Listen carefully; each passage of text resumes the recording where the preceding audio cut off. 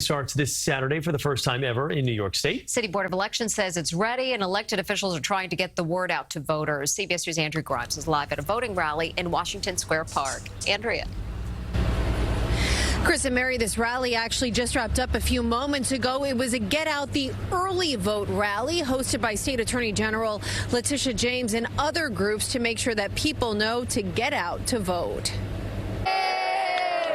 In the misty rain, a big message for New York State voters. It's really critically important that you won't have just one day to vote, but in fact you will have 10 days to vote, including 2 weekends. So there's no excuses. Politicians and advocacy groups are trying to get the word out that for the first time in history, early voting is now a reality in New York.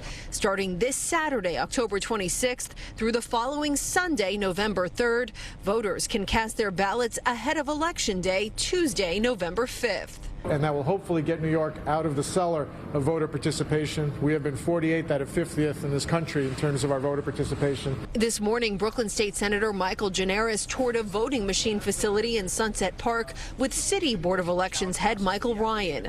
The board has gotten slammed in the past for problems on Election Day, from inadequate staffing to broken machines. This time, Ryan says they're ready. But some parents are concerned about security at local schools being used as polling sites. Although the Board of Elections has promised us extra security, has promised us extra staff, we don't know that that's actually going to happen. We haven't gotten anything in writing. First and foremost, we're working very closely with the schools and with the police department to make sure that the security at these locations is handled professionally and appropriately. It is a paramount concern.